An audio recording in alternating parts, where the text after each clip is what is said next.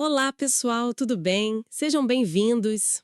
Hoje a gente vai mergulhar fundo num assunto que é, assim, a base de tudo na teologia cristã. A ideia de revelação. A gente parte de uma pergunta, né? Se Deus existe, como é que ele se comunica com a gente? A fé cristã defende que não se baseia em, sei lá, especulação, mas na ideia de que ele mesmo tomou a iniciativa de se mostrar. E para guiar nossa conversa, a gente está com um material excelente aqui. É uma aula do presbítero Jotinha, que se baseia no livro Somos Todos Teólogos, do R.C. Sproul. E o ponto de partida é que a palavra revelação literalmente significa tirar o véu, sabe? Desvendar algo que estava escondido. Exatamente. E para a gente não se perder nesse tema que é gigante, a teologia organiza tudo em dois grandes conceitos. Eles vão ser o nosso mapa hoje: a revelação geral e a revelação especial. O argumento central é que Deus é a fonte de toda verdade, seja ela científica, artística ou religiosa. Nada escapa. E logo no comecinho da aula tem uma analogia que eu achei, assim, fantástica para ilustrar isso. A de Agostinho do Quarto Escuro.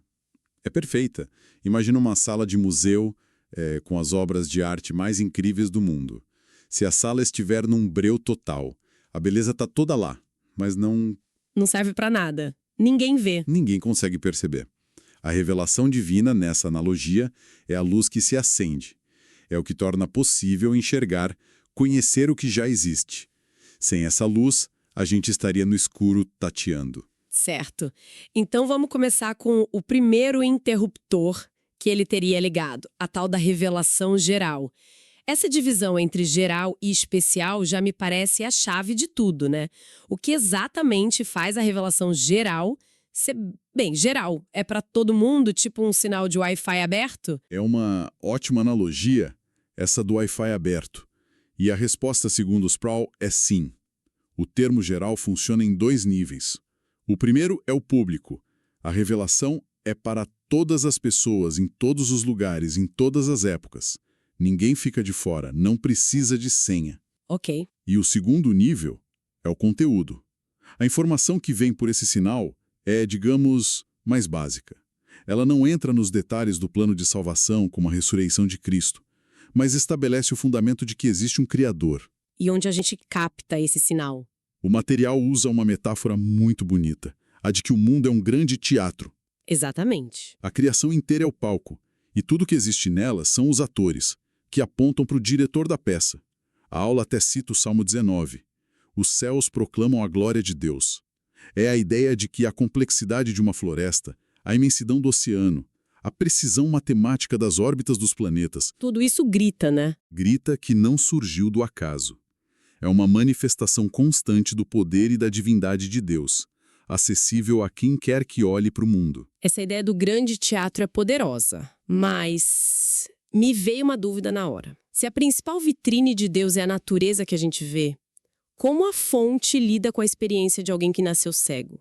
A revelação falha para essa pessoa? Essa é uma pergunta crucial e o material antecipa. A resposta é que essa pessoa não está de forma alguma excluída, porque o teatro não é só externo. Deus também se revela de uma forma interna, dentro de nós. Ah, interessante. Ele teria plantado em cada ser humano uma consciência, um senso inato de certo e errado, uma lei moral no coração. É o que o apóstolo Paulo, lá no livro de Romanos, diz. Ele fala que o que de Deus se pode conhecer está manifesto neles, porque Deus lhes manifestou. Entendi. Ou seja, mesmo sem ver as estrelas, a pessoa sente o peso da justiça, da verdade, do amor. Exato. É uma revelação que acontece na alma. Então temos uma via dupla. Uma revelação que vem de fora, pela criação, e uma que vem de dentro, pela consciência. E o material usa outro termo, revelação natural. É só um sinônimo para geral ou tem alguma nuance aí? Na prática, sim, são usados como sinônimos. Mas revelação natural dá uma pista da origem dessa comunicação. Ela vem por meio da natureza. Tanto a natureza externa, o cosmos, quanto a nossa natureza interna, a consciência. A criação não é só uma obra passiva, sabe? Certo, para ser admirada. Isso. Ela é um meio ativo de comunicação de Deus. Agora, é aqui que o terreno começa a ficar um pouco mais polêmico. O texto fala da diferença entre revelação natural e teologia natural. Parecem a mesma coisa, mas não são. O que é fascinante aqui é a distinção de papéis. Revelação natural é o que Deus faz. O ato de se revelar, de se comunicar através do que foi criado. Teologia natural é o que o ser humano tenta fazer. O esforço de usar a própria razão, a lógica, para, a partir da natureza, construir um conhecimento sobre Deus. Entendi a distinção, mas parece uma linha bem tênue. Se Deus se revela na natureza, por que seria tão controverso o ser humano usar a lógica para tentar entender essa revelação? Onde que essa tentativa humana dá errado, segundo a fonte? A controvérsia, que divide teólogos há séculos, está na capacidade humana de fazer isso corretamente.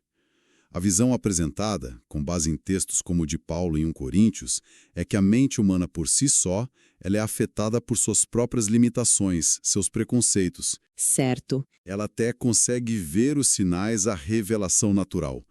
Mas na hora de interpretar esses sinais, de fazer a teologia natural, ela distorce tudo, acaba criando ídolos, deuses à sua própria imagem, ou simplesmente se recusa a seguir o raciocínio até a conclusão lógica, que seria adorar o Criador. Entendi.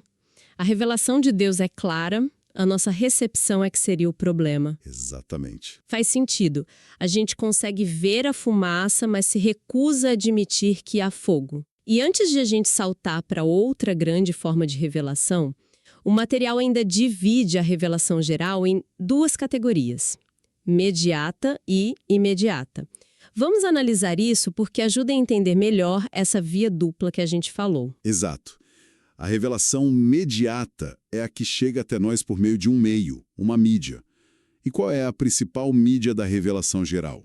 A natureza, o universo. Deus se revela através da criação. Ela é o intermediário. Ok, essa é a parte externa. E a imediata? A imediata é a que não tem intermediário, é direta. A aula conecta isso com o que o teólogo João Calvino chamou de sensus divinitatis, o senso do divino. É aquele conhecimento que Deus teria plantado direto na alma de cada pessoa. É a lei escrita no coração que Paulo menciona em Romanos 2. Aquela noção de que existe algo maior. Isso. Essa consciência moral não viria de um livro ou da observação de uma montanha, mas de uma comunicação direta de Deus para a alma.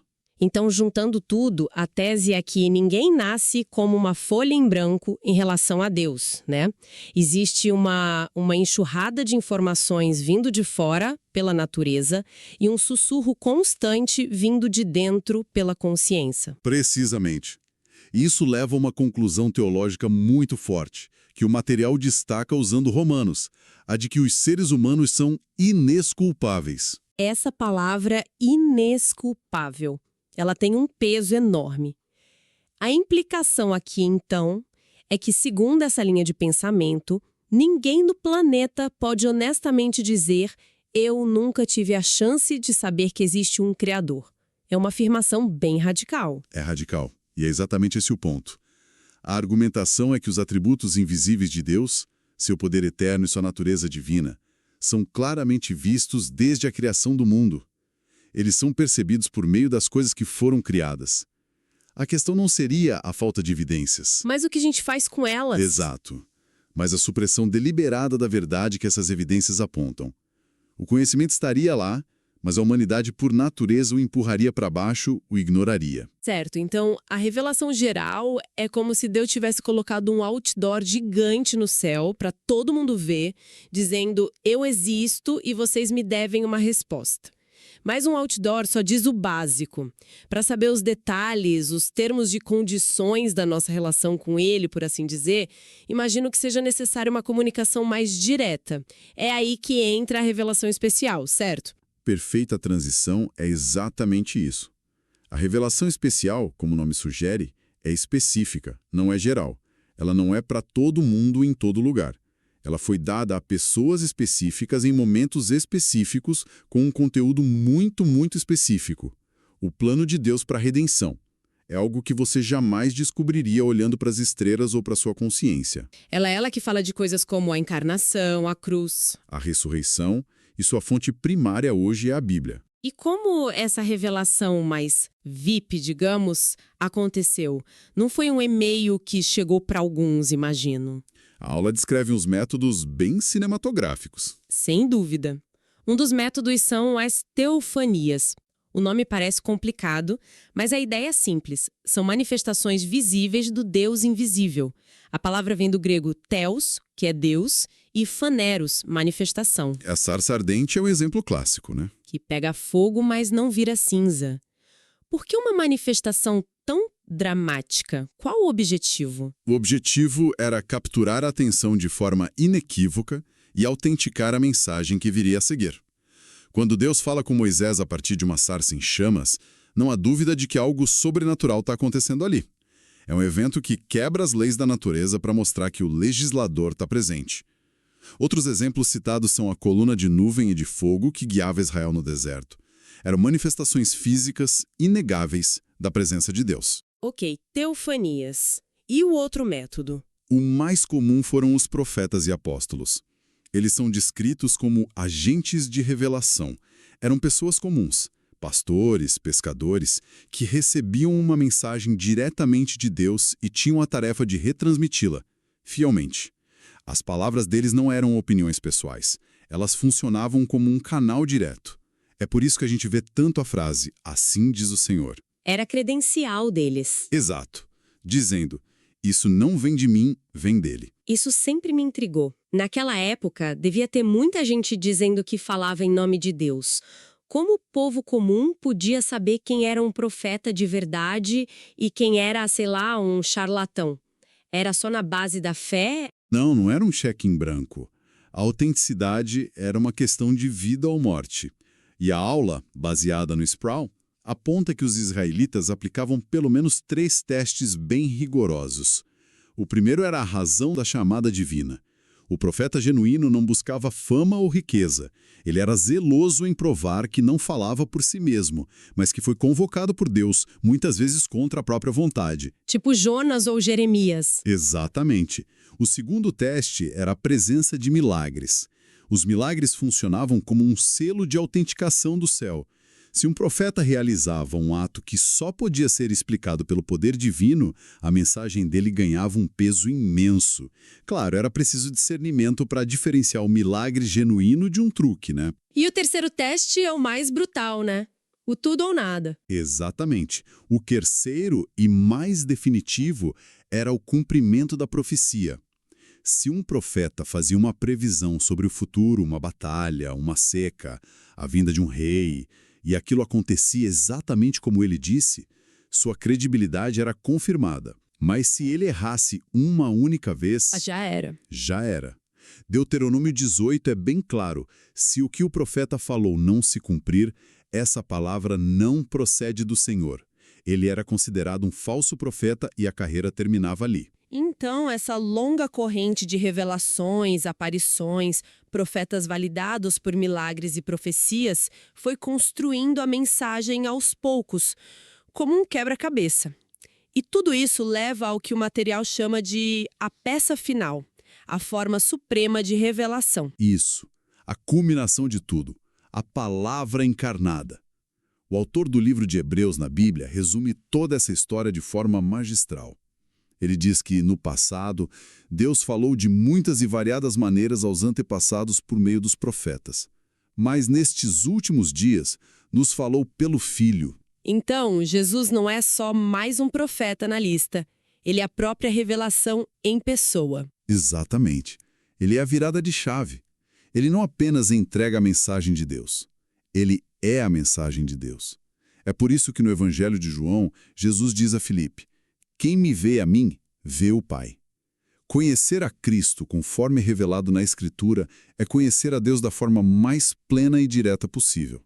Ele é a teofania final, o profeta final, a mensagem final. Uau! Ok, vamos juntar as peças. De um lado, a gente tem a revelação geral, esse outdoor universal na natureza e na consciência, que estabelece a existência de um Criador e a nossa responsabilidade. Do outro, a revelação especial, um livro detalhado, entregue por mensageiros credenciados e que culmina numa pessoa, Jesus Cristo, que explica como a gente pode se relacionar com esse Criador. Perfeito. E é fundamental entender que elas não estão em conflito. Elas são complementares. A revelação geral faz a pergunta, a revelação especial dá a resposta.